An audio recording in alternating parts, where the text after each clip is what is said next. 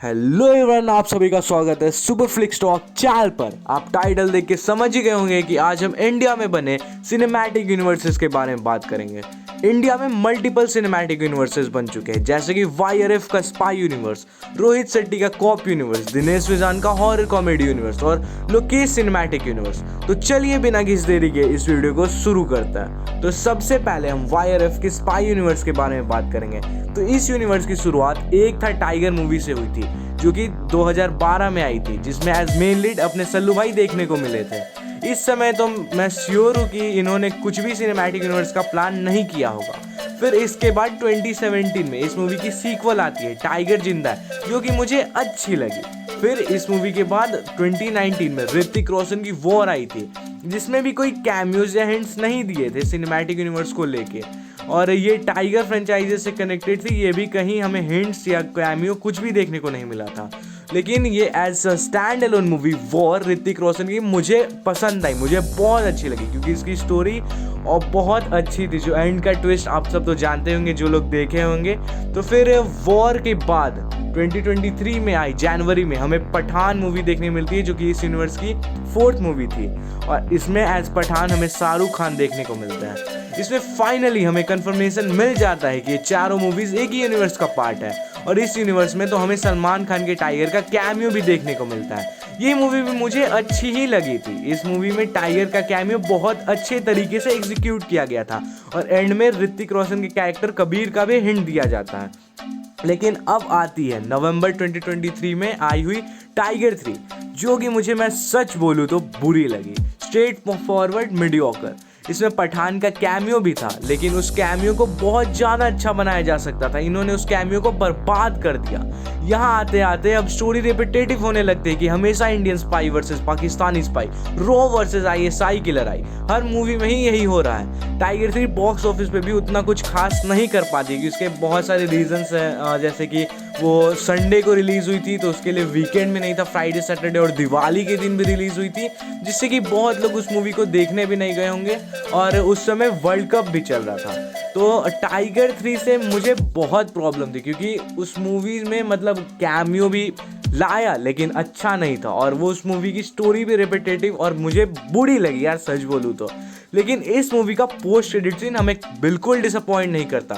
इसके post credit scene में हमें वाईआरएफ स्पाई यूनिवर्स के फ्यूचर के बारे में पता चलता है, जिसमें हमें ऋतिक रोशन का कबीर देखने को मिलता है एक्शन में, जो कि देखने में बहुत ही ब्यूटीफुल लग रहा था। तो इस पोस्ट क्रेडिट सीन से हमें वॉर 2 कंफर्म कर दिया जाता है, जो कि हमारे आयान मुखर्जी ब्रह्मास्त्र वाले डायरेक्ट करने वाले हैं। मैं पर्सनली वॉर 2 के लिए बहुत ज़्यादा एक्साइटेड हूँ। वॉर 2 2025 में आने वाली है, तो अब हम फैंस वेट ही कर सकते हैं और देखते हैं कि आयान मुखर्जी डिलीवर करते हैं या नहीं। और र्यूमर्स की माने तो टाइगर भी पठान की भी मूवी बन रही है, मतलब उन दोनों को भिड़ाएंगे, पता नहीं कैसे, लेकिन अब देखते हैं। ये र्यूमर्स है, कंफर्म नहीं। वॉर 2 तो कंफर्म है, उस वॉर 2 की शूटिंग भी चालू हो चुकी है। तो अब देखते हैं कि इस यूनिवर्स में आगे क्या होगा। मैं इस यूनिवर्स के फ्यूचर के लिए एक्साइटेड हूँ, लेकिन उतना नहीं। अगर ये लोग कुछ नया करेंगे, मैं वॉर 2 के लिए तो एक्साइटेड हूँ, क्योंकि मैं एक ऋतिक रोशन फैन बॉय हूँ, और आयान मुखर्जी का भी मैं देखना चाहता हूँ कि वो पहली बार इतने बड़े स्केल का एक्शन मूवी कर रहे हैं, तो वो क्या बनाता है। तो चलिए, अब इस पॉइंट पे तो हमने बात कर ली। इस पॉइंट से आगे बढ़ के हम आते हैं रोहित शेट्टी के कॉप यूनिवर्स पे, जिसकी शुरुआत 2011 में हुई, और जिसमें हमें सिंघम की मूवीज़ सिम्बा और सूर्यवंशी देखने को मिलती है। इस यूनिवर्स के लिए पर्सनली मैं उतना एक्साइटेड नहीं हूँ। अभी तक जितनी मूवीज़ आई है ठीक ही है, जिसमें मेरा फेवरेट सिंघम की ही मूवीज़ है। मुझे सिम्बा और सूर्यवंशी उतनी कुछ खास नहीं लगी। इस यूनिवर्स में हम अभी तक एज सिंघम अजय देवगन देखने को मिलते हैं, और रणवीर सिंह एज सिम्बा और अक्षय कुमार एज सूर्यवंशी। इस यूनिवर्स की कंफर्मेशन हमें सिम्बा मूवी में देखने को मिलती है, जिसमें हमें अजय देवगन के सिंघम का कैमियो मिलता है, और सूर्यवंशी में तो सिम्बा और सिंघम दोनों ही आ गए थे एंड में। इस यूनिवर्स की नेक्स्ट मूवी है सिंघम 3, जिसमें हमें बहुत सारे एक्टर्स देखने को मिलने वाले, जैसे कि Tiger Shroff, Deepika Padukone as the first lady cop of this universe, and Ranveer Singh और अक्षय कुमार तो रहेंगे ही। इस यूनिवर्स की एक वेब सीरीज भी आने वाली है, जिसका नाम है इंडियन पुलिस फोर्स, जिसमें as main lead Siddharth Malhotra देखने को मिलेंगे। मुझे ये यूनिवर्स इसलिए उतना कुछ खास नहीं लगता है, क्योंकि ये हर दूसरी मूवी में पूरा यूनिवर्स ही ले आते हैं। मतलब जैसे कि सिम्बा में सिंघम आ गया, वो कैमियो तो बढ़िया था, लेकिन जो सूर्यवंशी में सिंघम और सिम्बा का कैमियो था वो मुझे कुछ खास नहीं लगा। और इस यूनिवर्स की जो स्टोरी भी है वो मुझे कुछ उतनी खास नहीं लगती, रिपीटेटिव पुलिस की कहानी। लेकिन ठीक है, मुझे पहली तो सिंघम मूवीज़ बहुत पसंद आई, सिम्बा भी अच्छी थी, लेकिन सूर्यवंशी, मैं ये एक अनपॉपुलर ओपिनियन हो सकता है, मुझे अच्छी नहीं लगी। तो अब देखते हैं कि इसके फ्यूचर में क्या होता है। सिंघम 3 तो अगले साल 2024 में आने वाली है। अब इस यूनिवर्स से भी मूव ऑन करते हैं, हम अपने अगले यूनिवर्स पे बढ़ते हैं जो कि है दिनेश विजान के हॉरर कॉमेडी यूनिवर्स। और अभी तक इस यूनिवर्स की 2 मूवीज़ आ चुकी है, जो कि जिसकी पहली मूवी है 2018 में आई हुई स्त्री। और स्त्री इस यूनिवर्स की बहुत ही अच्छी शुरुआत करती है, जिसमें एज मेन लीड हमें राजकुमार राव और श्रद्धा कपूर देखने को मिलता है। ये मूवी मुझे पर्सनली बहुत अच्छी लगती है, क्योंकि इसमें हमें कुछ डिफरेंट देखने को मिलता है। इसके बाद इस यूनिवर्स की दूसरी मूवी 2022 में ही भेड़िया देखने को मिलती है, जिसमें कि हमें as main lead Varun Dhawan और कृति सैनन देखने को मिलता है। ये मूवी मुझे बहुत अच्छी लगती है, क्योंकि ये एक वेयरवुल्फ के कॉन्सेप्ट पे बनी थी, और इस कॉन्सेप्ट पे बॉलीवुड में कोई मूवी मुश्किल से ही बनी होगी जो कि अच्छी हो। भेड़िया में पोस्ट क्रेडिट सीन में तो हमें राजकुमार राव का कैरेक्टर भी देखने को मिलता है, और स्त्री तो जो कि स्त्री 2 को कंफर्म कर देता है। तो शायद से हमें 2024 में स्त्री 2 देखने को मिल जाए। और इसकी 2 और मूवीज कंफर्म्ड है जो कि फ्यूचर में आएगी। सबसे पहली एक वैम्पायर के ऊपर मूवी, जिसमें हमें आयुष्मान खुराना देखने को मिल सकते हैं, और दूसरी मूवी है भेड़िया 2।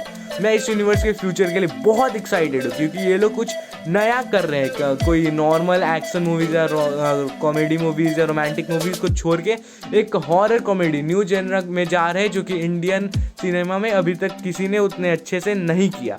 तो अब तो देखते ही है कि आगे इस यूनिवर्स का क्या होता है, और आगे भी ऐसे अच्छी मूवीज़ आएंगी या ये लोग फेल करेंगे, वो तो अब फ्यूचर ही बता सकता है। तो अब हम आते हैं इस वीडियो के लास्ट सेगमेंट पे, जो कि है हमारे लोकेश सिनेमैटिक यूनिवर्स पर। इस यूनिवर्स की शुरुआत टेक्निकली 1986 में हुई विक्रम मूवी के साथ, जिसमें कमल हसन थे। मैं ऐसा इसलिए बोल रहा हूँ क्योंकि इस मूवी के कैरेक्टर हमें आगे देखने को मिलते हैं, लेकिन जो एक्चुअल एलसीयू की शुरुआत कहते हैं वो होती है कैथी मूवी में, जो कि 2019 में आई थी। ये मूवी मुझे बहुत अच्छी लगी। इस मूवी की स्टोरी ही इसकी स्ट्रॉन्गेस्ट पॉइंट है, जो कि बहुत ज़बरदस्त है। लोकेश कनगराज का डायरेक्शन भी बहुत अच्छा है। इस यूनिवर्स की अगली मूवी 2022 में आई हुई विक्रम है, जिसमें हमें 1986 वाले विक्रम के कैरेक्टर्स देखने को मिलते हैं, और मेन लीड कमल हसन भी उसी मूवी के कैरेक्टर विक्रम को प्ले करते थे। और इस मूवी की मैं जितनी भी तारीफ करूँ वो कम है, क्योंकि ये मूवी मेरी one of the favourite Indian movies है। इस मूवी की स्टोरी से लेके बीजीएम, एक्शन सीन सब जबरदस्त है, सब। इस मूवीज में यही लोकेश कनगराज का डायरेक्शन कमाल का है। ये मूवी इंडियन सिनेमा में एक अलग ही बार सेट कर देती है, जिसको पार करना आसान नहीं रहने वाला। इस मूवी के एंड में जो रोलेक्स का कैमियो है, वो तो हम फैंस को इस यूनिवर्स के फ्यूचर के लिए बहुत ही ज़्यादा एक्साइट कर देता है। फिर इस मूवी में रोलेक्स का कैमियो बस 2 मिनट का था, लेकिन जिस तरह से उसके कैमियो को हमें दिखलाया गया था, उसे देख के फैंस पागल हो गए थे। फैंस उस रोलेक्स के लिए चिल्लाने लगे थे, और रोलेक्स बहुत ही ज़्यादा फैन फेवरेट कैरेक्टर बन गया था बस 2 मिनट के स्क्रीन टाइम से। अब इस यूनिवर्स की अगली मूवी के बारे में बात करते, जो कि हाल में ही आई अक्टूबर 2023 में, लियो है, जिसमें एज लियो और पार्थिबन हमें थालापति विजय देखने को मिलता है। ये मूवी मेरे लिए एक बहुत ही ज़्यादा बढ़िया थिएटर एक्सपीरियंस था। मैं और मेरा दोस्त प्रियांशु इसका फर्स्ट शो देखने गए थे, और हमें एक बहुत ही ज़बरदस्त थिएटर एक्सपीरियंस मिला था। थिएटर में इस मूवी को देखने में एक अलग ही माहौल बन गया था। इस मूवी की स्टोरी भी बहुत अच्छी थी, लेकिन विक्रम लेवल की तो नहीं थी। और इस मूवीज़ के एक्शन सीन्स बहुत ज़्यादा अच्छे, जो हैंड टू हैंड कॉम्बैट दिखाया गया था, वो मुझे बहुत ही ज़्यादा अच्छा लगा था देखने को। इस मूवी की बीजीएम भी बहुत मस्त है। अनिरुद्ध का बीजीएम थिएटर में गूंज रहा था। इस मूवी के एंड में हमें विक्रम का सॉर्ट ऑफ कैमियो भी देखने को मिलता है, जो कि इस यूनिवर्स के फ्यूचर को सेटअप कर देता है। इस यूनिवर्स के पॉसिबल अपकमिंग प्रोजेक्ट्स है कैथी 2, फिर रोलेक्स पे एक सोलो मूवी, और शायद लियो 2, और जो इस यूनिवर्स का फाइनल शोडाउन होगा वो हमें विक्रम के सीक्वल में देखने को मिलेगा।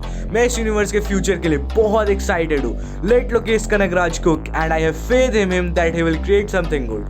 सो इसी के साथ अब मैं इस वीडियो को ज़्यादा लंबा नहीं करना चाहूँगा, और मैं आपसे अलविदा लेना चाहूँगा। अगर आप मेरे चैनल पे नए हैं तो प्लीज़ डू सब्सक्राइब। बोल भी क्यों रहा हो, ऐसे बोल रहा हूँ कि कोई कर ही देता है। अच्छा ये सब। एंड हाँ, if you have any suggestions please comment कर देना। Thanks for watching, bye.